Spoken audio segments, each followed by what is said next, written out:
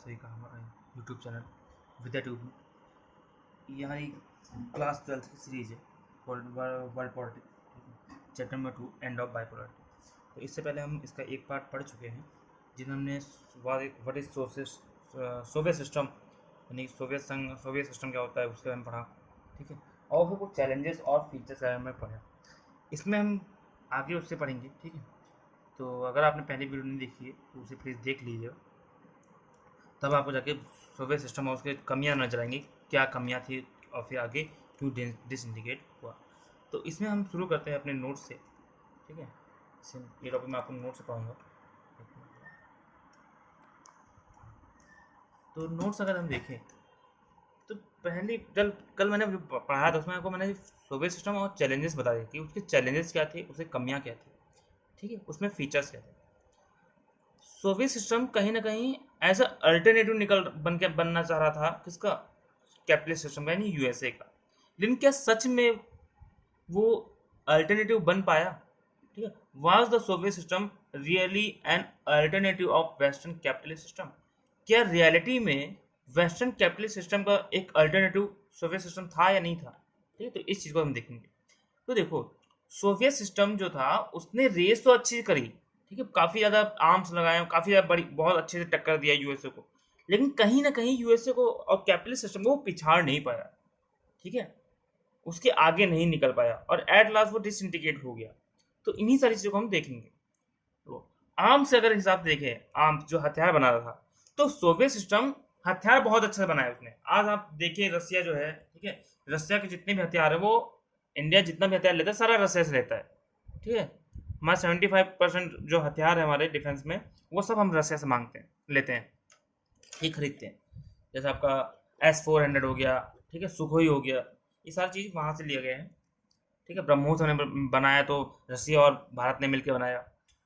तो Soviet system हथियार बहुत अच्छे बनाए, लेकिन कहीं ना कहीं इनको हथियार बनाने में बहुत ज़्यादा पैसा लगा, बहुत ज़्यादा कॉस्ट पे करनी पड़ी।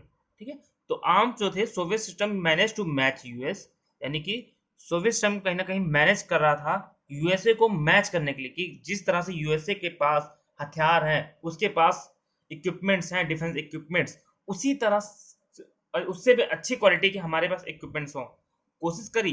लेकिन अब बनाया है कुछ, कई सारी चीज़ें बनाई इसने, लेकिन उसको पैसा बहुत लगाना पड़ा, उसमें कॉस्ट बहुत लगानी पड़ी। ठीक है, वहाँ पे इतना कॉस्ट लगानी पड़ी कि उनको अपना खाना रोटी बेच करके हथियार बनाने पड़ रहे थे।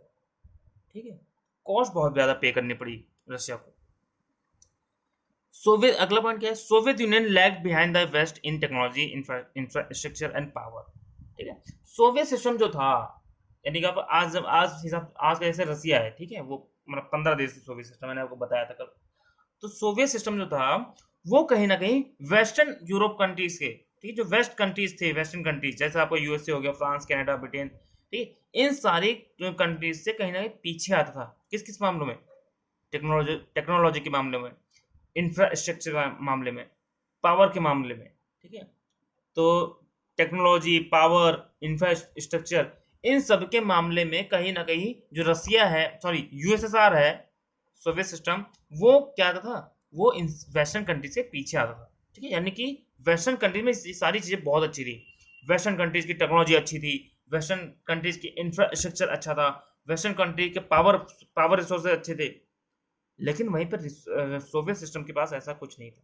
ठीक है, सोवियत सिस्टम के पास पावर थी, मैं ये नहीं कह रहा हूँ कि पावर ही नहीं थी, पावर थी, लेकिन उस लेवल की नहीं थी जिस लेवल की वेस्टर्न कंट्रीज के पास है।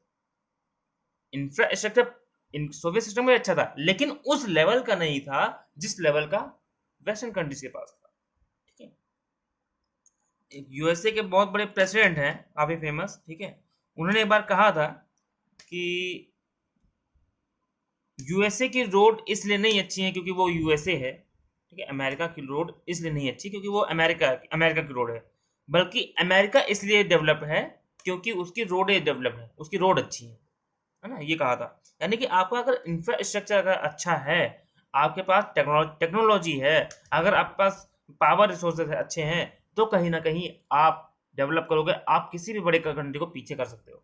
जैसे आप आज देखो, इंडिया में अगर देखा जाए तो इंडिया में हमारा जो रोड मिनिस्ट्री है, ठीक है, जिसके प्राइम मिनिस्टर आपके नितिन गडकरी साहब हैं। उन्होंने क्या किया, उन्होंने रोड इंफ्रास्ट्रक्चर में बहुत ज़्यादा योगदान दिया, बहुत ज़्यादा। आप देखो कितनी स्पीड से हमारी रोडें बन रही है, बड़े से बड़े एक्सप्रेस वे बन रहे हैं, ठीक है।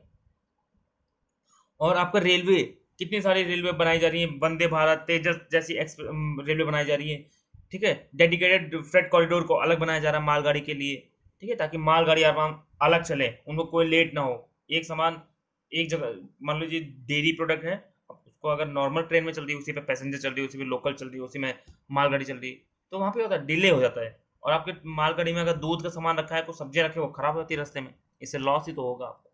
लेकिन अगर उसी के लिए एक रास्ता अलग से हम रेलवे पटरी बिछा दें, ठीक है, उस पर केवल मालगाड़ी जाएंगी, ठीक है, बाकी सारी ट्रेनें अलग, तो इसमें ये जो मालगाड़ी वाली ट्रेन होगी, ये कभी देर होगी, इसको कभी देर नहीं होगा, ठीक है, इसमें चीज़ें खराब नहीं होंगी, अपने टाइम पे चीज़ें पहुंचेंगी, ठीक है। तो इससे क्या होगा, आपकी इकोनॉमी ही तो बूस्ट होगी, इकोनॉमी बूस्ट होगी तो आप सही से डेवलप करेंगे, ठीक है, आप बड़े से बड़े कंट्री को पीछे कर सकते हैं, ठीक है। तो सोवियत सिस्टम टेक्नोलॉजी, इंफ्रास्ट्रक्चर और पावर के मामले में कहीं ना कहीं क्या था, पीछे आता था, ठीक है, यूएसए और वेस्टर्न कंट्रीज से, ठीक है। और एक चीज और, यूएसए में अगर देखें तो यूएसए में क्या था, डेमोक्रेसी थी, लोकतंत्र था, ठीक है, वहां पे इलेक्शन होते थे। तो वहां पे जो गवर्नमेंट थी वो लोगों की पसंद की थी ना। डेमोक्रेसी में क्या होता है, लोकतंत्र एक ऐसी शासन व्यवस्था होती है जिसमें वहां की गवर्नमेंट को कौन चुनता है, वहां की जनता चुनती है ना। जनता इलेक्शन इलेक्शन में वोट देती है और अपना गवर्नमेंट आती है, बनती है। तो जो गवर्नमेंट होती है, डेमोक्रेटिक गवर्नमेंट जो होती है, वो लोगों की पसंद की गवर्नमेंट होती है, ठीक है। तो कहीं ना कहीं वो गवर्नमेंट लोगों के एस्पिरेशन को फुलफिल करती है, ठीक है। एस्पिरेशन आप क्लास 11 में पढ़े होंगे कि हमारा जो कॉन्स्टिट्यूशन क्या करता है, आपका गवर्नमेंट को अलाउ करता है to fulfil the aspiration of society, ठीक है।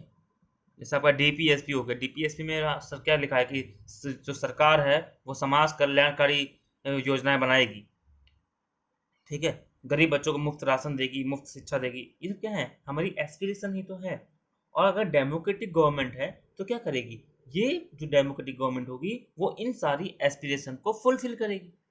अगर नहीं करेगी तो जाहिर से बात है अगले 5 साल बाद फिर इलेक्शन होंगे, फिर वो हार जाएंगे, तो वो डर रहेगा, ठीक है, कि अगले 5 साल फिर उनको इलेक्शन लड़ना है, फिर जीतना है, सरकार बनानी है, तो कहीं ना कहीं उनको एस्पिरेशन फुलफिल करनी पड़ेगी, ठीक है। तो डेमोक्रेटिक गवर्नमेंट में बहुत अच्छी चीज होती है। लेकिन वहीं अगर सोशलिज्म में चले जाओ, कम्युनिज्म में चले जाओ, तो वहां क्या होता है, वहां ऐसा कुछ नहीं होता, वहां आपके पास चॉइस नहीं होती दूसरी गवर्नमेंट बनाने की, वो सिंगल गवर्नमेंट ही रहेगी, ठीक है। चाइना में देखें तो चाइना में इलेक्शन भले भले हो रहे हैं, इलेक्शन वो करवाते हैं, वो फेक इलेक्शन, लेकिन वहां पे सरकार केवल एक ही पार्टी की रहती है, चाइनीज कम्युनिस्ट पार्टी, वो किसी का नहीं सुनते, ठीक है। जैसे अली बाबा अभी देखेंगे, अली बाबा कौन थे, आपके चाइना के बहुत बड़े बिजनेसमैन थे। वो आए और बहुत अमीर व्यक्ति थे। उन्होंने जैसे चाइनीज गवर्नमेंट यानी चाइनीज कम्युनिस्ट पार्टी के खिलाफ बोला एक सब, सीधे वो दूसरे दिन गायब कर दिए गए। सोचो, इतना बड़ा आदमी रातों रात गायब कर दिया था, केवल किस लिए, क्योंकि उसने गवर्नमेंट की बुराई कर दी चाइना में, ठीक है। आज तक पता नहीं चला कहाँ गए। तो ये क्या दिखा रहा है कि हाँ, वहाँ पे कहीं ना कहीं लोग जो हैं वो, उनकी पसंद की गवर्नमेंट नहीं है चाइना में, ठीक है। आई बस, जहाँ भी कम्युनिस्ट गवर्नमेंट है, ठीक है। लेकिन जो डेमोक्रेटिक गवर्नमेंट होती है, जैसे यूएसए और वेस्टर्न कंट्रीज में था, तो वहां पर जो सरकारें थी वो कहीं ना कहीं लोगों की पसंद की थी, और वो सरकारें लोगों की एस्पिरेशन को फुलफिल करती थी, ठीक है, फुलफिल करती थी।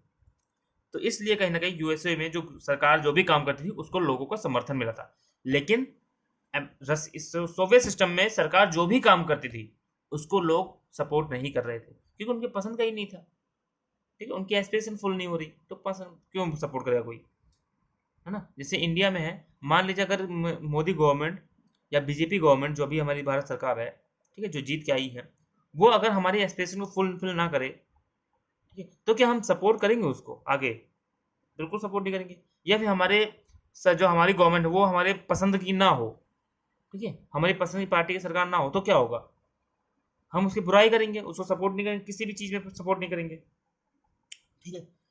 तो ये चीज़ें होती थी। तो वेस्टर्न कंट्रीज में डेमोक्रेटिक गवर्नमेंट थी जो कहीं ना कहीं लोगों की पसंद की सरकार थी, और वहां पर जो गवर्नमेंट थी वो क्या करती थी, पर लोगों की एस्पिरेशन को फुलफिल करती थी, जिसकी वजह से कहीं ना कहीं वेस्टर्न कंट्रीज में जो सरकारें थी वहाँ के लोग उसको समर्थन करते थे, उसको सपोर्ट करते थे।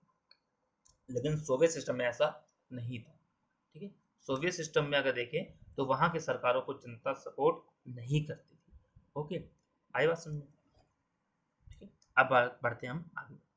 वेस्ट की तुलना में डेवलपमेंट थी, लेकिन productivity technology fell behind the West. ठीक है, अब अगर देखें तो वेस्टर्न कंट्रीज की तुलना में देखें तो सोवियत सिस्टम में डेवलपमेंट तो थी। ऐसा नहीं कहा जा रहा कि सोवियत सिस्टम में डेवलपमेंट नहीं थी। सोवियत सिस्टम में डेवलप कंट्री था, बहुत अच्छी डेवलपमेंट थी, लेकिन कहीं ना कहीं प्रोडक्टिविटी में, टेक्नोलॉजी में ये वेस्ट के पीछे आते थे। डेवलपमेंट थी अच्छी बात, लेकिन जिस हिसाब से प्रोडक्टिविटी करनी है, वेस्टर्न कंट्रीज में एक दिन में 100 कारें बन रही हैं, लेकिन ये लोग 50 कारें बना रहे हैं, केवल 25 कार बना रहे हैं। तो फैक्ट डेवलपमेंट तो है, कारें तो बन रही हैं, लेकिन उस लेवल के नहीं बना पा रहे हैं, उस उतनी प्रोडक्टिविटी नहीं है यहाँ पर जितनी वेस्ट कंट्रीज में थी। ठीक है, सोवियत सिस्टम में उतनी प्रोडक्टिविटी नहीं है जब जितनी वेस्ट कंट्रीज में थी। ठीक है, वो इतनी अच्छी टेक्नोलॉजी नहीं थी जितनी वेस्ट कंट्रीज में थी।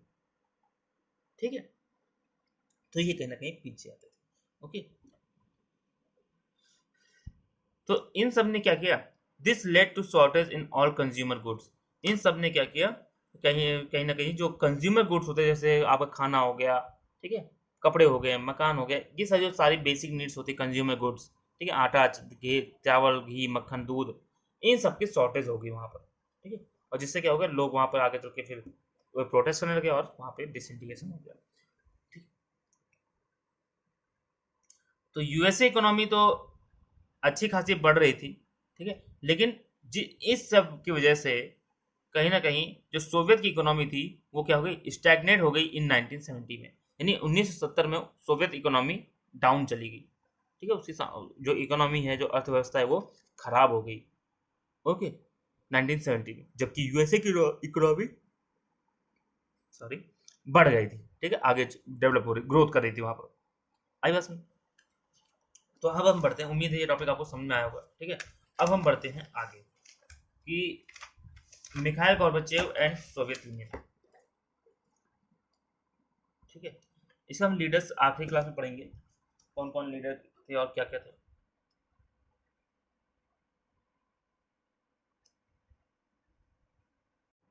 तो अब बात करते हैं मिखाइल गोर्बाचेव एंड डिसइंटीग्रेशन। ठीक है, इस टॉपिक में हम पढ़ेंगे कि वहां पे क्या हुआ, ये थीम है हमारी, इसमें हम क्या पढ़ेंगे कि क्या हुआ और क्यों हुआ, नहीं वाई, मतलब व्हाट और हाउ, सॉरी वाई। ठीक है, व्हाट हैपन, क्या हुआ, एंड वाई, उसका रीजन, क्यों हुआ चीज़, वहाँ पे डिसइंटीग्रेशन क्यों हुआ। ठीक है, ये सारी चीज़ें हम पढ़ेंगे। तो Mikhail Gorbachev who had became general secretary of the Soviet Union in 1985 sought to reform this system। Mikhail Gorbachev 1985 में, ठीक है, 1985 में क्या बनते हैं, वहाँ पर जनरल सेक्रेटरी बनते हैं।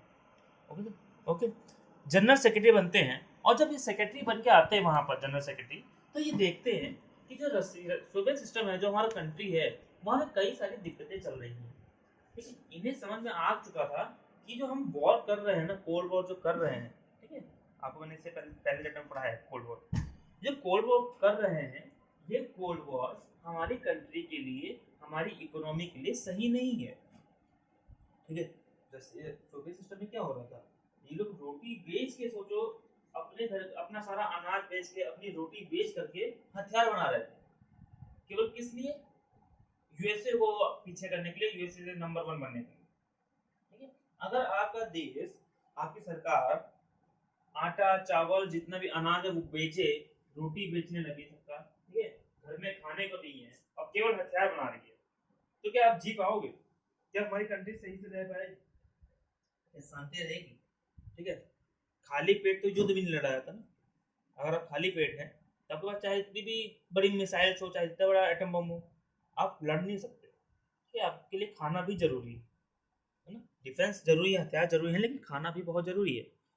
तो जब जनरल सेक्रेटरी बने मिखाइल गोर्बाचेव 1985 में, तो इन्होंने देखा कि हाँ, ये जो सिस्टम चल रहा है, जो हम पॉलिसी चला रहे हैं कि हथियार बनाने की, उसमें रिफॉर्म करना पड़ेगा।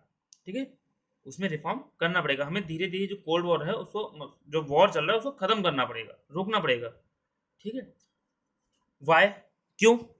रिफॉर्म, इन्होंने कहा, इनसे पूछा गया क्यों, ठीक है, जब रिफॉर्म, इन्होंने मिखाइल गोर्बाचेव सेक्रेटरी बने और इनसे इन्होंने बोला कि हमें रिफॉर्म करना पड़ेगा हमारे सिस्टम में, तो लोगों ने पूछा क्यों, रिफॉर्म क्यों करना पड़ेगा, ठीक है, रीजन भी तो दो।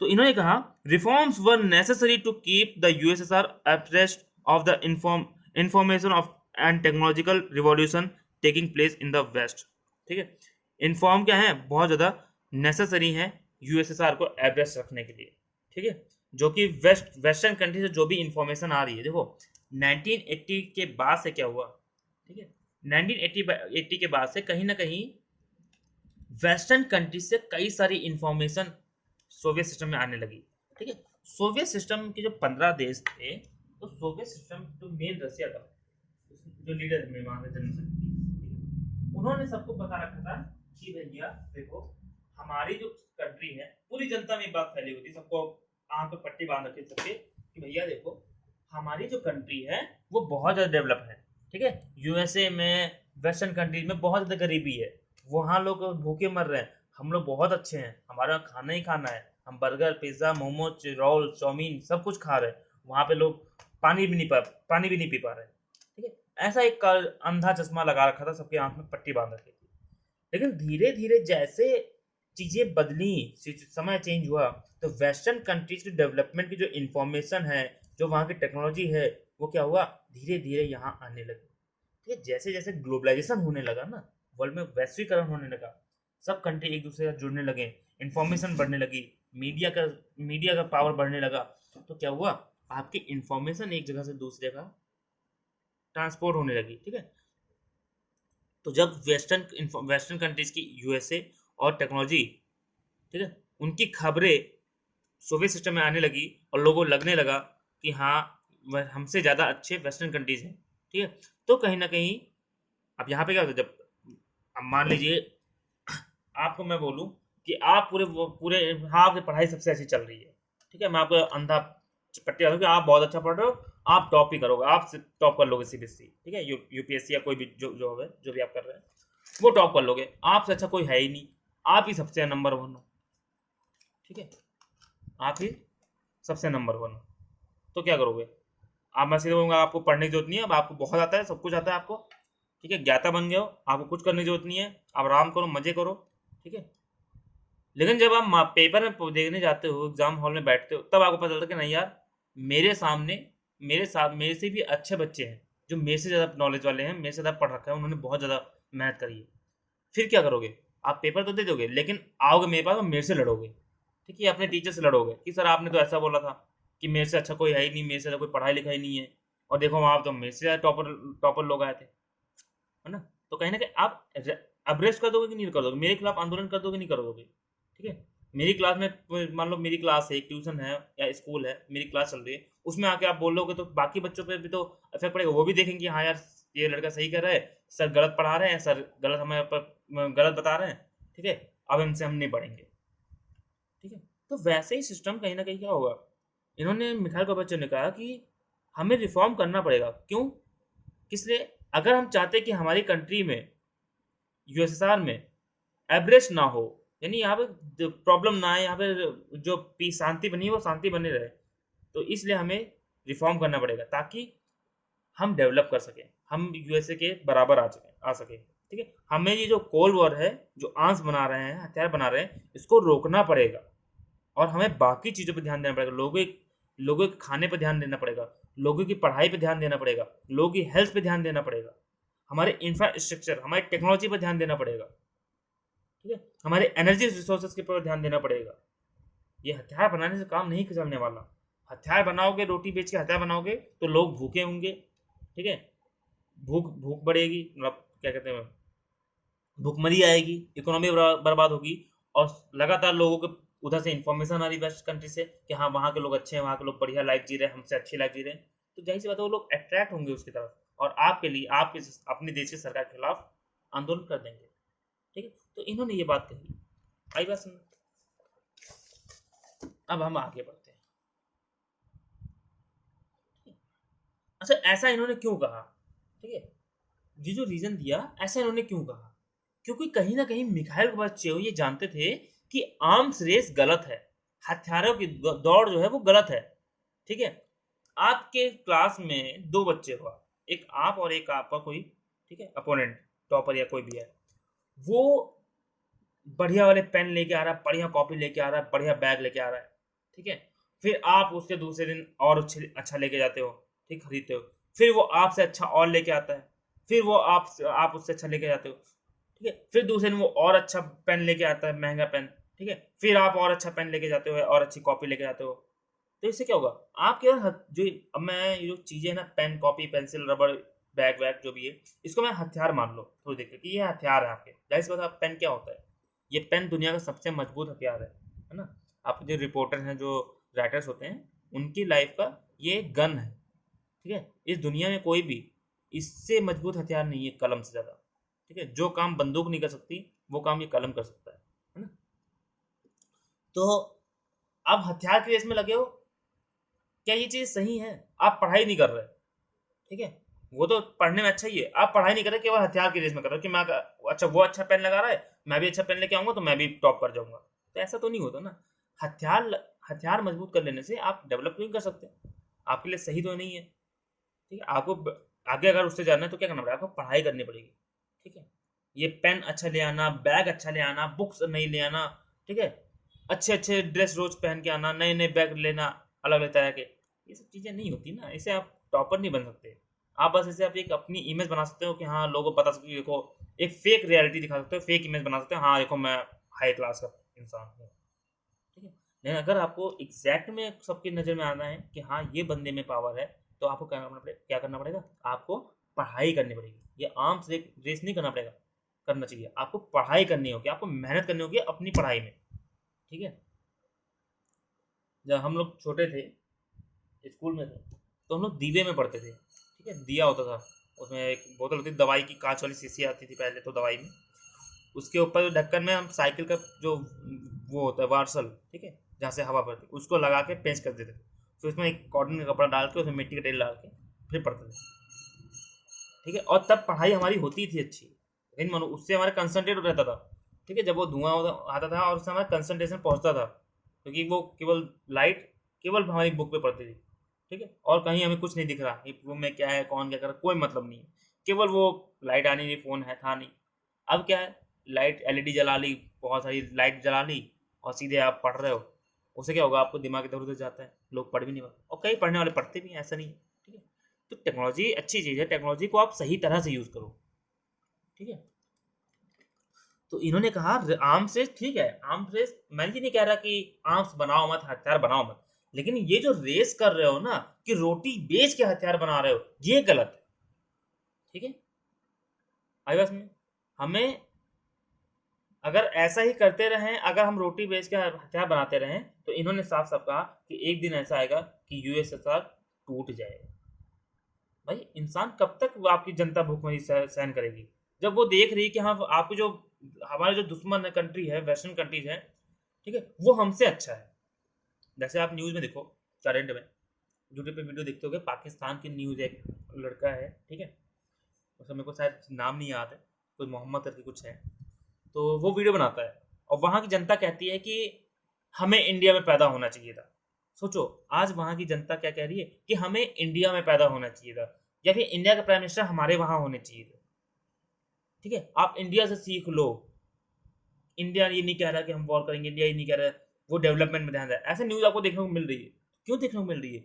क्योंकि पाकिस्तान में भुखमरी आ रखी है, पाकिस्तान की इकोनॉमी पूरी बर्बाद हो रखी है, ठीक है। वहाँ पर लोग खाने के लिए आटे नहीं है, ठीक है, खाने के लिए आटा नहीं है। अगर सिंधु नदी का पानी रोक दे तो पानी निकले, पानी नहीं होगा, तो क्या होगा, वो लोग जाहिर सी बात अपने दुश्मन देश की, फिर वहाँ की जनता दुश्मन देश के लिए, जो उनके दुश्मन थे उनके कंपेयर करेगी कि हाँ देखो वहाँ पे अच्छा है, हमें वहाँ होना चाहिए था। तो क्या करेंगे, क्या करेंगे वहाँ के लोग? आंदोलन कर देंगे। अब देख ही रहे हो पाकिस्तान में क्या हो रहा है, वहाँ के लोग क्या कर रहे हैं, आंदोलन कर रहे हैं। और एक समय ऐसा आएगा कि पाकिस्तान 4 हिस्सों में बट जाएगा, है ना, आएगा। और वैसे भी जब बेटा बाप से ऊपर जाने लगे तो समझाना पड़ता है ना उसको, बेटा कितना भी कुछ कर ले, बाप से ऊपर तो नहीं जाएगा। चलो खैर, वो बात अलग है। तो मैं कहाँ था, मिखाइल गोर्बाचेव का, मिखाइल गोर्बाचेव ये जानते थे कि हाँ आर्म रेस गलत है और अगर ऐसे चलता रहा तो यूएसएसआर एक बार टूट जाएगा। ठीक है, आई बात समझ में? अच्छा, इस बात के लिए उनके ऊपर आरोप भी लगे। उन्हीं के देश के कई सारे लीडर्स ने ये कहा मिखाइल गोर्बाचेव को कि ये जो मिखाइल गोर्बाचेव है ये वेस्टर्न कंट्रीज के एजेंट है। ठीक है, वेस्ट कंट्रीज के एजेंट है। जैसे आप पाकिस्तान में अगर जाओ तो वहां पे जो लोग इंडिया की तारीफ कर रहे हैं आज, ठीक है, तो वहां के जो बाकी लोग हैं वो उन लोगों कहते हैं कि ये इंडिया के एजेंट हैं, ये मोदी सरकार के एजेंट हैं, ये इंडिया से आए हैं, काफिर हैं, ऐसे बोलते हैं लोग। ठीक है, आप किसी भी व्यक्ति की अगर तरफदारी कर दो तो इसका इम्पैक्ट क्या हुआ? ठीक है, ये जो डिसीजन लिया रिफॉर्म लेने की डिसीजन लिया इसका इम्पैक्ट क्या हुआ? The people in the East European countries were part Soviet bloc started to protest against their own government and Soviet control. अब देखो इस चीज इसका इम्पैक्ट, जैसे ही मिखाइल गोर्बाचेव ने ये बोला कि वेस्टर्न कंट्रीज हमसे ज्यादा डेवलप हैं, ठीक, यूएसए हमसे ज्यादा डेवलप है, वेस्टर्न फ्रांस कनाडा ब्रिटेन ये सब देश हमसे ज्यादा डेवलप हैं, तो क्या हुआ जो बाकी के जो सोवियत कंट्री के जो कंट्री थे इधर के eastern US eastern east Europe के, ठीक है, लातविया लिथुआनिया बेलारूस यूक्रेन ये सारे देश थे, इन्होंने क्या किया, यहाँ के लोगों ने जब सुना कि यार वो लोग हमसे ज़्यादा डेवलप हैं, ठीक है, तो इन्होंने क्या किया, प्रोटेस्ट करना शुरू कर दिया अपनी सरकार के खिलाफ। ठीक है, सरकार के खिलाफ प्रोटेस्ट करना शुरू कर दिया। इसका रिएक्शन क्या हुआ, गोर्बाचेव ने रिएक्ट कैसे किया फिर इस चीज़ को, जब प्रोटेस्ट करना शुरू किया, ठीक है, गवर्नमेंट के खिलाफ, सोवियत कंट्रोल को, सोवियत कंट्रोल के खिलाफ, तो गोर्बाचेव ने क्या रिएक्ट किया? He unlike in the past Soviet Union under Gorbachev did not intervene when the disturbance occurred and communist region collapsed after another। ठीक है, देखो इससे पहले जब मिखाइल गोर्बाचेव के पहले जो लीडर होते थे, ठीक है, लेनिन हो गए, स्टालिन हो गए, बाकी सारे, उन लोगों ने, ये बोरिस येल्सिन हो गए, जो भी है लीडर हैं, उन्होंने क्या किया, जो भी लीडर थे, स्टालिन जैसे, स्टालिन जो नाम सबसे ज्यादा आता है स्टालिन का, ठीक है, स्टालिन ने क्या किया था, स्टालिन के समय में अगर सोवियत सिस्टम में कोई भी जनता, कोई भी व्यक्ति अगर गवर्नमेंट के खिलाफ प्रोटेस्ट करता या गवर्नमेंट के खिलाफ कुछ बोलता तो उसको सीधे मार दिया जाता था, सीधे गोली मारते। ठीक है, आई बात सुनो, सोवियत सिस्टम मिखाइल गोर्बाचेव के पहले पास्ट में अगर कोई भी इंसान, कोई भी व्यक्ति, कोई भी सिटीजन सरकार के खिलाफ, सोवियत सिस्टम के खिलाफ या वहाँ के लीडर्स के खिलाफ कुछ भी बोलता था, ठीक है, तो उनको सीधे मार दिया जाता था, सीधे गोली मारो, काम खत्म, ठीक है, काम तमाम। लेकिन इन्होंने ऐसा नहीं किया, इन्होंने कुछ स्टेप नहीं लिया उसके खिलाफ, अगर प्रोटेस्ट हुआ तो उसको होने दिया, और इन्होंने कहा कि ये पार्ट ऑफ द रिफॉर्म है ना, ये रिफॉर्म जो हम कर रहे हैं, जो लोगों को आज़ादी दे रहे हैं, ये उसका पार्ट है, as a part of reform बोला। और इन्होंने कोई एक्शन नहीं लिया कि हम लोगों को गिरफ्तार कर लो, प्रोटेस्ट कर रहे हैं तो लोगों की आज़ादी छीन लो, ऐसा कुछ नहीं किया इन्होंने। ठीक है, initiate the policy of economic and political reform and democratisation with in the country. इन्होंने क्या किया, कई सारी इकोनॉमिक और पॉलिटिकल रिफॉर्म के पॉलिसीज को इनिशिएट किया। ठीक है, इकोनॉमिक पॉलिसीज की पॉलिसी में रिफॉर्म किया, जो हमारी इनकी जो इकोनॉमिक पॉलिसीज होती थी उसमें रिफॉर्म्स किया कि हम आर्म्स को रोकेंगे, आर्म्स रेस को, हम इकोनॉमी पे ध्यान देंगे, ठीक है, बाहर कंपनियों को हम अपने यहाँ लेके आएंगे। अपने पॉलिटिकल सिस्टम में भी रिफॉर्म्स किया इन्होंने, डेमोक्रेटाइजेशन किया, लोकतंत्रीकरण किया, ठीक है, इलेक्शन करवाने की बात कही कि हम इलेक्शन करवाएंगे अब, ठीक है, ताकि लोगों की पसंद की सरकार होगी, ठीक है, तो डेमोक्रेटाइजेशन किया, लोकतांत्रिकरण किया। आई बात समझ में? ठीक है, रिफॉर्म्स किया और उसकी शुरुआत की। This reform were oppose by leader within the communist party. अच्छा, ये जो रिफॉर्म्स थे, इस रिफॉर्म्स को कम्युनिस्ट पार्टी के लीडर, जो सोवियत सिस्टम की जो कम्युनिस्ट पार्टी थी, उसके लीडर ने इसका अपोज किया था, इसका विरोध किया था। ठीक है, मिखाइल गोर्बाचेव एक तरफ चाहते थे कि हाँ यहाँ पे क्या होना चाहिए, रिफॉर्म्स होना चाहिए, लेकिन दूसरी तरफ कई सारे ऐसे नेता थे उनकी पार्टी के जो चाहते थे कि नहीं, ये रिफॉर्म्स नहीं होना चाहिए, ये गलत है, इससे सोवियत सिस्टम टूट जाएगा। उन्होंने मिखाइल गोर्बाचेव को डांटा। ठीक है, उन्होंने कहा मिखाइल गोर्बाचेव तुम पागल वागल हो, ठीक है, नशा वशा कर रखा है, ठीक है भाई, ये क्यों कर रहे हो? तुम्हें जब पता है कि लोगों को आज़ादी देंगे, लोग प्रोटेस्ट कर रहे हैं, अगर उनको हम और आज़ादी दे देंगे तो इससे क्या होगा, हमारा देश टूट जाएगा, सोवियत सिस्टम। तुम्हारा दिमाग सही है या घर से कुछ झगड़ा करके आओ अपनी बीवी के साथ? ठीक है, तो ऐसी बातें बोली अपना, अब ये तो मजाक था, अब ऐसा मत सोचिए कि ऐसी बातें बोली, मतलब डाटा, ठीक है, बोला, विरोध किया, मिखाइल गोर्बाचेव का कि ऐसा मत करो, ये गलत है, ठीक है, इससे हमारा देश टूट जाएगा। और बहुत ज़्यादा विरोध किया, लेकिन फिर भी मिखाइल गोर्बाचेव ने रिफॉर्म्स किए, ठीक है। और उन्होंने इन सबको as a part of reform माना कि ये रिफॉर्म जो कर रहे हैं उसका पार्ट है, ये तो होना ही था। आई बात में, ठीक है। तो ये जो रिफॉर्म्स किया गया, इस रिफॉर्म्स को, ये जो पॉलिटिकल इकोनॉमिक रिफॉर्म किया गया, इस रिफॉर्म को दो तरह से देखा गया। पहला, कई ऐसे लोग थे जिन्होंने इसका एडवांटेज की तरह देखा, मतलब इसको सही माना, ठीक है। जो रिफॉर्म्स किया उसको कई सारे लोगों ने सही माना कि हाँ ये रिफॉर्म सही है, इसका हमें एडवांटेज मिलेगा। लेकिन वहीं पे कई लोग ऐसे थे जिन्होंने इसको गलत माना, ठीक है। तो एडवांटेज के रूप में भी देखा गया और इसको अपोज भी किया गया, ठीक है।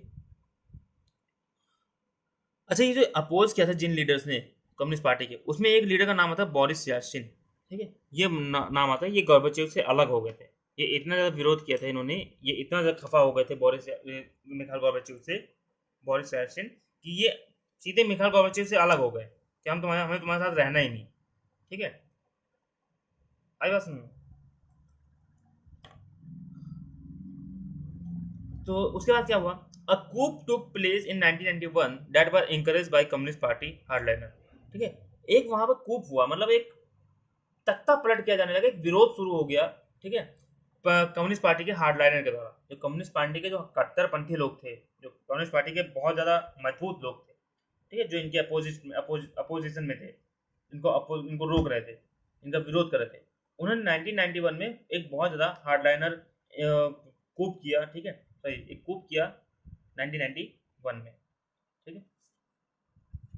अब ये जो कूप रहा, क्या ये कूप सक्सेसफुल हुआ या नहीं हुआ, ठीक है। जो कूप किया, कूप किस लिए किया, तो विरोध क्यों किया, ताकि मिखाइल गोर्बाचेव को हटाया जा सके और ये जो रिफॉर्म्स करने जा रहे हैं उसको रोका जा सके, ठीक है, रिफॉर्म्स ना करवाए जाए, ठीक है। क्यों, क्योंकि उनको पता है रिफॉर्म्स अगर कराएंगे तो हमारा देश टूट जाएगा। तो कोशिश की, लेकिन क्या हुआ, ये जो लोग थे ना, जो सिटीजन थे, जो लोग थे, सिटीजन थे, the people had tasted freedom by then and did not want the old style rule of communist party. खूब किया, मिखाइल गोर्बाचेव को हटाने की कोशिश करी, मिखाइल गोर्बाचेव के खिलाफ विरोध किया और पुराने सिस्टम लागू करने की कोशिश की, जैसे पुराना पहले चल रहा था। लेकिन लोग जो थे, अब स्वतंत्रता का टेस्ट, यानी कि जो फ्रीडम का टेस्ट है, वो चख चुके। लोगों को स्वतंत्रता मतलब पता लगा था कि हाँ फ्रीडम क्या होती है, ठीक है। फ्रीडम का टेस्ट वो लोग चख चुके थे, और अब कोई भी इंसान, वहां पर कोई भी सिटीजन ये नहीं चाहता था कि पुराना वाला सिस्टम फिर से लागू किया जाए, ठीक है। भाई लोगों को स्वतंत्रता मिल गई। मान लीजिए नॉर्थ कोरिया है, नॉर्थ कोरिया तो हमें आपका पता होगा, जो आपका देश है, जो जिसमें एक पागल वाला इंसान है, ठीक है, पगला, नाम क्या उसका, किम जोंग, ठीक है। किम जोंग जो है, दूसरे देश में क्या है, नॉर्थ कोरिया में, वहां पे लोगों को फ्रीडम नहीं है। वहां पे लोग अपने मन से बाहर नहीं करवा सकते, लोग अपने मन से वहां पे एक शहर से दूसरे शहर नहीं जा सकते, लोग अपने मन से वहां पे इलेक्ट्रॉनिक्स गैजेट नहीं खरीद सकते, ठीक है, फेसबुक व्हाट्सएप ये सब यूज नहीं कर सकते अपने मन से। सोचो, जिस देश में आप अपने मन से हेयर कटिंग नहीं करवा सकते, इंडिया में क्या, आप जैसे माना है बाल कटाइए, आपको बड़े रखने बड़े रखिए, छोटे रखने छोटे रखिए, खत्म रखने बिल्कुल गंजे हो जाइए। आपको पीछे टैटू बनवाना है, टैटू पर सलमान खान की फोटो बनवा लीजिए, कमल की फोटो बना लीजिए, पंजा बनवा लीजिए, ठीक है, कोई भी पॉलिटिकल पार्टी का चिन्ह बना लीजिए, ठीक है। आपको कैटरीना कैफ बनवानी है बालों के पीछे, बनवा लीजिए। आपको बाल हरे नीले पीले करवाने हैं, बनवा लो, ठीक है। आपको बाल में झाड़ू लगवाना है, झाड़ू लगवा लो, कोई दिक्कत नहीं है हमारे इंडिया में, ठीक है, बिल्कुल आप फ्री हैं। आपको कोई भी कपड़े पहनने पड़े पहनिए। आपके प्राइम मिनिस्टर जो है, उनके घर वो रोए हंसे कुछ भी करें, आप मन है हंसने का आप हंसो, आप मन है रोने का आप हंसो, ठीक है। लेकिन कोरिया में क्या है, नॉर्थ कोरिया में, वहां पर लोगों को फ्रीडम नहीं है, वहां लोग अपने मन से बाल नहीं कटवा सकते। वहां पे कुछ स्टाइल फिक्स है कि हाँ ये 15-16 स्टाइल है, बस इन्हीं में से आप कटवा सकते हो बाल, ठीक है। वहां पे अगर किम जोंग रो रहा है तो पूरी जनता रोएगी, अगर किम जोंग हंस रहा है तो पूरी जनता हंसेगी, ठीक है। वहां पे गवर्नमेंट के, लेकिन ठीक है, गवर्नमेंट लोगों के पास फ्रीडम नहीं है। अब मान लीजिए कुछ ऐसा होता है कि वहां पर लोगों को फ्रीडम मिलती है, थोड़ी बहुत फ्रीडम मिलती है, और टेस्ट मिल जाता है कि हाँ यार फ्रीडम अच्छी चीज है, फ्रीडम से हम अपनी डेवलपमेंट कर सकते हैं, हम खुश रह सकते हैं, ठीक है। हम डर डर के नहीं जिएंगे, फिर हम सरकार से अपनी चीजें पूछ सकते हैं, सरकार से मांग कर सकते हैं। तो एक बार उनको फ्रीडम मिल गई, महीने 2 महीने 3 महीने के लिए, और फिर दोबारा से अगर मान लो सरकार वहां से फिर से पुराना सिस्टम लागू करने की कोशिश करेगी, तो क्या वो लोग चाहेंगे ऐसा होगा? क्या वो लोग चाहेंगे कि हाँ नहीं पूरा फ्रीडम बेकार है, फ्रीडम वाला हटाओ, पुराना वाला सिस्टम चलाओ? चाहेंगे क्या? बिल्कुल नहीं चाहेंगे, है ना? तो वही चीज यहाँ पे हुआ, जो लोग थे वो लोग टेस्ट कर चुके थे फ्रीडम का टेस्ट जो है वो टेस्ट कर चुके थे तब तक। और जब वो लोग चाहते नहीं थे कि पुराना वाला सिस्टम जो कम्युनिस्ट पार्टी का जो सिस्टम था रूल करने का, वो पुराना सिस्टम दोबारा लागू किया जाए। ठीक है, तो ये बात आगे समझ में। अब हम बढ़ते हैं आगे। अब हम देखते हैं coup by communist party hardliners and aftermath. ठीक है, हार्डलाइनर्स के द्वारा जो कूप करवाया गया था, कम्युनिस्ट पार्टी के जो हार्डलाइनर्स है उनके द्वारा जो कूप हुआ और उसके बाद क्या हुआ। ठीक है, तो Boris Yeltsin emerge as the national hero. देखो मैंने क्या बताया था कि मिखाइल गोर्बाचेव के बिल्कुल अपोजिट में मिखाइल गोर्बाचेव से अलग हो गए थे बोरिस यल्त्सिन। ठीक है, और उनके खिलाफ ये जो कूप हो रहा था उसके हीरो बन के आ गए थे। ठीक है, तो बोरिस यल्त्सिन जो हुए थे वो इमर्ज हुए थे एज अ नेशनल हीरो, एक नेशनल हीरो की तरह इन अपोजिंग दिस कूप। ठीक है, यानी इस कूप को अपोज करने में, सॉरी इस कूप को अपोज करने में। ठीक है, जो कूप हो रहा था पहले मिखाइल गोर्बाचेव से अलग हुए थे, लेकिन बाद में जो कूप हो रहा था ना, इस कूप को अपोज करने में एक नेशनल हीरो की तरह बन के आए थे सामने। ठीक है, तो बाद में इन्हें भी कहीं ना कहीं पता लग गया था कि नहीं यार गलत है। ठीक है, रेस जो है वो गलत है, गोर्बाचेव सही कह रहे हैं। तो Boris Yeltsin emerge as a national hero in opposing this coup. ठीक है, the Russian republic where Yeltsin won a popular election began to shake off centralize control. अब देखो ये जो बोरिस यल्त्सिन है ये क्या है, जो कूप हो रहा था ना सर के खिलाफ की पुराना सिस्टम लागू किया जाए। ठीक है, उसके उस कूप को अपोज करने में कि नहीं ये कूप गलत है, ये जो प्रोटेस्ट हो रहा है ये गलत है। ठीक है, तो जनता का समर्थन भी मिला बोरिस यल्त्सिन को। और बोरिस यल्त्सिन जो है जब पहला चुनाव हुआ तो बोरिस यल्त्सिन पहले इलेक्टेड प्रेसिडेंट बने सोवियत सिस्टम के। ठीक है, रसिया के कह सकते हैं। तो बोरिस यल्त्सिन अपना इलेक्शन जीत जाते हैं और वो क्या कहते हैं अपना वहाँ के लीडर बन जाते हैं सोवियत सिस्टम के, रसिया के। ठीक है, और ये क्या करते हैं, ये सेंट्रलाइज कंट्रोल को शेक ऑफ करना शुरू कर देते हैं। यानी जो सेंट्रलाइज पहले क्या है, कंट्रोल पूरा सेंट्रलाइज है, सारा का सारा कंट्रोल क्या है रसिया के हाथ में। अब उस कंट्रोल को धीरे धीरे ढीला करना शुरू करते हैं। ठीक है, पहले कंट्रोल पूरा रसिया के हाथ में जितने भी देश हैं, अब इस कंट्रोल को धीरे धीरे क्या करते हैं, ठीक है, डिसेंट्रलाइज करते हैं, मतलब धीरे धीरे पावर जो है वो रिपब्लिक की तरफ शिफ्ट होना शुरू होती है। ठीक है, तो power began to shift from Soviet centre to republic, यानी पावर क्या हुई अब सोवियत सिस्टम सेंटर से रिपब्लिक की तरफ शिफ्ट होना शुरू हो गई, क्योंकि अब जो सेंट्रलाइज जो पावर की जो मुट्ठी थी ना वो अब धीरे शुरू हो गई, ढीली हो गई थी, और पावर धीरे धीरे अपना रिपब्लिक की तरफ वो जाने लगी। और रिपब्लिक कौन सी रिपब्लिक, जैसे आपके जो ईस्ट यूरोपियन कंट्रीज थे जैसे बेलारूस, यूक्रेन, लातविया, लिथुआनिया, ये जो देश थे, ठीक है, जो ईस्ट यूरोपियन कंट्रीज है जो सोवियत सिस्टम में मिल गए थे। ठीक है, इन देशों में अपना पावर, इन देशों के पास पावर जानी शुरू हो गई। ठीक है, और ये देश अपने आप को एक सॉवरिन स्टेट मानते थे कि हमने सॉवरिन स्टेट। लेकिन एक चीज इंपॉर्टेंट चीज देखो, ककट्टू, ठीक है, जो सेंट्रल एशियन कंट्रीज हैं, सेंट्रल एशियन की जो कंट्रीज हैं ककट्टू, यानी कि किर्गिस्तान, काजाकिस्तान, ताजिकिस्तान, तुर्कमेनिस्तान और उज्बेकिस्तान। ठीक है, ये ककट्टू जो देश हैं सेंट्रल एशिया, ये ककट्टू केवल एक ट्रिक है, कोई नाम नहीं है। ठीक है, ककट्टू केवल फुल इसमें सब देश का फर्स्ट लाइन निकाल के उसका एक ट्रिक है ककट्टू याद करने का, का कट टू, का कट टू, मतलब किर्गिस्तान, कजाकिस्तान, ताजिकिस्तान, तुर्कमेनिस्तान और उज्बेकिस्तान, ये जो देश हैं, ऐसा माना जा रहा था कि ये जो इंटीग्रेशन हो रहा है ना, ये जो अलग होने की जो डिमांड हो रही है, सबसे पहले ककट्टू वाले देश करेंगे, ऐसा लोग बोल रहे थे, ऐसा पूरे वर्ल्ड को लग रहा था कि अगर सोवियत सिस्टम से देश अलग होने की बात करेंगे तो सबसे पहले ये सेंट्रल एशिया करें लोग। क्यों?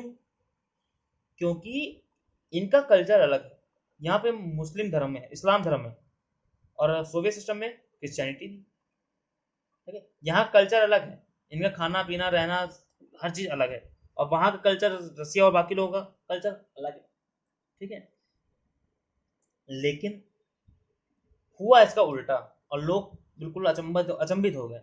ये जो ककटू देश थे ये चाहते ही नहीं थे कि सोवियत यूनियन डिसइंटीग्रेट हो, ठीक है, ये बिल्कुल चाहते ही नहीं थे कि हम सोवियत यूनियन से अलग हो, उसमें लाख कमियां, ठीक है, ये सोवियत यूनियन से अलग होना नहीं चाहते, और बल्कि जो उन्हें लग रहा था कि जो साथ रहेंगे, यूक्रेन, बेलारूस, लातविया, लिथुआनिया, वो सारे देश अलग हो गए।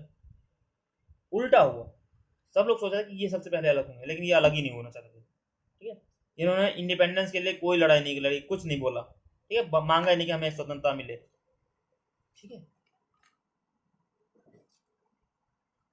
तो इन्होंने अपना इंडिपेंडेंस के लिए कुछ नहीं मांगा, और ये सोवियत फेडरेशन के पार्ट बनना चाहते थे। ऐसा क्यों, वाई, क्यों नहीं अलग होना चाहते? तो उसका पहला रीजन क्या है, बिकॉज इनका मानना था कि डेवलपमेंट केवल यूनियन में हो सकता है, ठीक है। इनका मानना था कि अगर हम सब एक साथ रहेंगे, ठीक है, सारे साथ रहेंगे सोवियत सिस्टम में, तभी हम सबका डेवलपमेंट हो सकता है, ठीक है, तभी हम सबका डेवलपमेंट हो सकता है। और दूसरा, प्रोमिनेंट लीडर नहीं थे ये लोग, ठीक है, इनका मतलब इनके देशों में कहीं ना कहीं प्रोमिनेंट बहुत अच्छा लीडर भी नहीं था कि ये बहुत अच्छे फेमस लीडर हो, प्रोमिनेंट लीडर हो, ताकि इनके देश को अलग ले जा सके, ठीक है। ये जैसे हमारे देश में कोई बहुत बड़े लीडर नहीं है, और जो सोवियत सिस्टम है उससे एक साथ रहना चाहिए सभी देशों को, ताकि हम यूनियन में ही रह करके एक साथ रह करके अपना डेवलपमेंट कर सकते हैं। ओके, अब हम बढ़ते हैं अपना अगले टॉपिक की ओर। In December 1991, under the leadership of Yeltsin, Russia, Ukraine, and Belarus, three major republics of USSR, declared that the Soviet Union was disbanded. ठीक है, दिसंबर 1991 में क्या हुआ?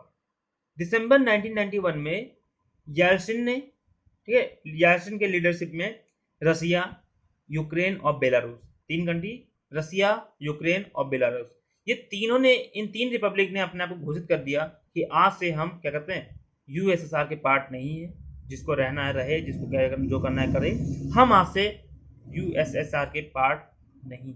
तो यूएसएसआर से सबसे पहले जो तीन कंट्री अलग हुआ था वो हुए थे रसिया, यूक्रेन और बेलारूस, ठीक है। और इस तरह क्या हुआ, सोवियत यूनियन डिसबैंड हो गया। The communist party of Soviet system was band, जो कम्युनिस्ट पार्टी थी सोवियत सिस्टम की वो भी क्या हुई, बैन कर दी भाई। जब सोवियत सिस्टम नहीं रहा तो कम्युनिस्ट पार्टी वहां की पार्टी कैसे रह सकती है ना। और इस तरह क्या हुआ, अब तीन देश मेन में थे, मेन आपका रसिया, जो मेन कंट्री था आपका यूएसएसआर का, वही अलग हो गया सबसे पहले, बेलारूस अलग हो गया, यूक्रेन अलग हो गया, ये सब बड़े बड़े देश हैं, छोटे मोटे देश नहीं है, ठीक है। ये तीनों देश अलग हो गए, तो जाहिर सी बात है फिर बचा ही क्या सोवियत सिस्टम में, ठीक है, छोटे मोटे देश बचे, वो भी अपना फिर अलग हो गए, और इस तरह क्या हुआ, पूरा का पूरा सोवियत सिस्टम डिसइंटीग्रेट हो गया दिसंबर 1991 में। ओके, इसके बाद ये जो कंट्री थे डिसइंटीग्रेशन, ये जो अलग हुए थे, बेलारूस, रसिया, यूक्रेन, ठीक है, और जो आगे कई सारी कंट्रीज जो थे अलग हुए थे, उन्होंने मिल करके, तो फॉर्मर जो यूएसएसआर के कंट्री थे, उन्होंने मिल करके एक ग्रुप बनाया, Commonwealth of Independent State, CIS, ठीक है, आई बस कॉमन CIS बनाया।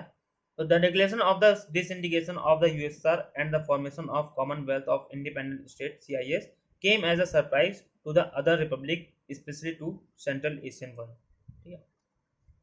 जो CIS बनाया रसिया, बाकी दो कुछ देशों ने मिलकर, ये CIS कहीं ना कहीं बाकी रिपब्लिक के लिए, स्पेशली सेंट्रल एशिया रिपब्लिक के लिए एक सरप्राइज की तरह लगा, एकदम से अलग हुआ और पता एक दूसरा ग्रुप बना दिया CIS, और इनको कुछ सेंट्रल एशिया कुछ खबर ही नहीं कि क्या हो रहा है, कैसे हो रहा है, कब बन गया CIS, Commonwealth of Independent state. तो सेंट्रल एशिया का सबसे बड़ा सरप्राइज था ये CIS का बनना, और ये इस बात पे चिढ़ भी गए थे कि यार हम तो अलग ही होना चाहते थे, सेंट्रल एशिया का कट्टू जो देश थे वो तो हम कह रहे थे कि हम तो अलग होने नहीं चाहते थे यूएसएसआर के, और फिर ठीक है अलग हो गए आप लोग, ठीक है, टूट गया, लेकिन जब CIS बना तो हमसे इनवाइट तो करते कम से कम आप, ठीक है, हमें बताया नहीं आपने, हम भी ऐड होते, ये खफा हो गए। The exclusion of the three Republic was an issue that was quickly solve by making them founding member of the CIS। अब देखो ये जो तीन देश अलग हुए थे ना, रसिया, यूक्रेन और बेलारूस, ये तीनों देश CIS क्या बनाए को बनाया था, लेकिन जब सेंट्रल एशियन कंट्रीज ने इस चीज के ऊपर अपना गुस्सा दिखाया कि यार आपने हमें बताया नहीं और आपने गुस्सा हो गया, खफा हो गया उनसे, तो क्या किया इन तीनों कंट्रीज ने, ये तीन रिपब्लिक थी, इन्होंने सेंट्रल एशियन कंट्रीज को फाउंडिंग मेंबर बना दिया, ठीक है, आप खफा मत होइए, आप गुस्सा मत होइए। आज से आप क्या है, CIS के फाउंडिंग मेंबर्स कहे जाएंगे। मतलब बनाया भले हमने, लेकिन फाउंडिंग मेंबर के नाम अगर लिया जाएगा तो आप ही दे, आपके लोगों का नाम आएगा। ठीक है, आप 5 देशों का आई बात समझ। तो ये फाउंडिंग मेंबर की तरह सेंट्रल एशिया को CIS का बनाया गया कि यहाँ CIS के जो फाउंडिंग मेंबर है वो सेंट्रल एशिया कंट्रीज होंगे, करेक्ट टू दिस। और इस तरह से उनका गुस्सा थोड़ा सा उन्हें कंट्रोल किया गया। ठीक है, अब आगे क्या हुआ, Russia was accepted as a successor state of Soviet Union. ठीक है, जब सोवियत यूनियन टूटा तो उसका जो सक्सेसर था, उसका जो मेन कंट्री निकल गया वो था रसिया, है ना। इसीलिए कहा जाता है सोवियत यूनियन और रसिया को कहने के दोनों को सेम कहा जाता है, क्योंकि सोवियत यूनियन की जो गद्दी थी, जो पावर थी, वो कहीं ना कहीं रसिया को मिली थी सारी की सारी। ठीक है, it inherited the Soviet seat in the UN security.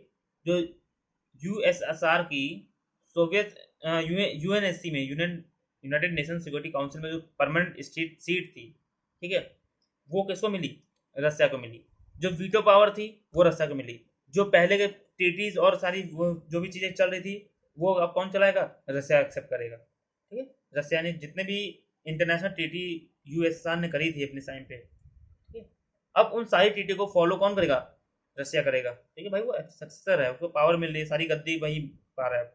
It took over an only nuclear state, ठीक है, post Soviet space and carried out some nuclear disarmament measure with the US। और इसने क्या किया, जितना भी सोवियत यूनियन का आपका न्यूक्लियर पावर था, न्यूक्लियर बॉम्ब थे, वो सारे के सारे बम किसको मिले, रसिया के पास आए। ठीक है, रसिया ये सारा न्यूक्लियर अपना अपने पास रखा, और इसने USA के साथ मिल के बाद में कई सारे न्यूक्लियर वेपन को डी आर्म किया। ठीक है, डी आर्मामेंट्स किया US के साथ मिलकर कि हाँ आपसे हम वॉर नहीं करेंगे, मतलब जो आर्म रेस है वो नहीं करेंगे। ठीक है, इस तरह क्या हुआ, ये जो एक बहुत बड़ी जो कंट्री थी USSR, Soviet system, Soviet Union, ठीक है, जो पूरी की पूरी एक आइडियोलॉजी थी, वो आइडियोलॉजी धीरे धीरे क्या होगी, टूट गई और ख़त्म हो गई, और क्या हुई, वहीं पे दफन हो गई। ठीक है, और बाकी के 15 देश क्या हुए, अलग हो गए, और कई सारे देश जैसे रिपब्लिक की तरह रह रहे हैं अपना। ठीक है, सारे देश अलग हैं, सबकी अपने पास सॉवरेनिटी है, सबका कॉन्स्टिट्यूशन है, सबका अपना गवर्नमेंट है, कहीं लोग डेमोक्रेसी है तो कहीं कुछ है। ठीक है, तो ये सारी चीज़ें अपना चल रही है। तो इसके बाद आपका टॉपिक जो है, वो टॉपिक है आपका why did Soviet union disintegrate. ठीक है, सोवियत यूनियन डिसइंटीग्रेट क्यों हुआ, इसको हम अगली क्लास में पढ़ेंगे। ठीक है, इसे हम 3-4 रीजन पढ़ेंगे, इकोनॉमिक रीजन, पॉलिटिकल रीजन, ठीक है, कल्चरल रीजन और नेशनलिज्म, ये सारी चीज़ें पढ़ेंगे। तो अगली फिर क्लास हम, ठीक है, बाद में लेंगे। आज के लिए इतना ही, वीडियो बहुत ज़्यादा लंबी हो जाएगी, वीडियो को पूरा देखिए। ठीक है, और लाइक करिए, कमेंट करिए, शेयर करिए, चैनल को सब्सक्राइब करके बेल आइकन प्रेस करिए ताकि हमारी नोटिफिकेशन आप तक पहुंचती रहे, और हमें सपोर्ट करिए ताकि हम ऐसी ही वीडियो और ज़्यादा आपको देखते रहें, और लगातार हम वीडियो बनाते रहें। ठीक है, देखिए वीडियो बनाने में मेहनत लगती है, टाइम लगता है। ठीक है, सही नोट्स तैयार करने पड़ते हैं, उसके बाद बैठ के बनाना पड़ता है वीडियो, फिर एडिट करना पड़ता है। ठीक है, फ़ोन से शूटिंग करना, फ़ोन से में ही एडिट करना, सारी चीज़ें फ़ोन में ही करना, तो आपको समझ सकते हैं कि फ़ोन से एक काम करना कितना मुश्किल हो जाता है। ठीक है, लैपटॉप अगर होता तो शायद लैपटॉप से आसान रहता है, लैपटॉप में थोड़ा बहुत, लेकिन फ़ोन से चाहिए करना बहुत मेहनत का काम होता है। तो उसमें वीडियो पहले शूट करो, फिर उसको एडिट करो, फिर उसको अपलोड करो, फिर स्पेस खाली करो, फिर दूसरी शूट करो। ठीक है, तो इसमें मेहनत लगती रहती है, तो प्लीज़ आप सपोर्ट करिए ताकि ये जो हमने शुरू किया है अपना, ठीक है, एक फैमिली जो शुरू करी है अपने यूट्यूब पर, उस फैमिली को हम आगे तक लेके जाए। ठीक है, और धीरे धीरे आगे और भी क्लास के लिए और भी फ्री ऑफ कॉस्ट वीडियो बनाई जाए। ठीक है, और भी ऐसे हमें क्वालिटी को बढ़ाया जाए। ठीक है, तो मिलते हैं फिर अगली क्लास में, तब तक के लिए गुड बाय, सी यू।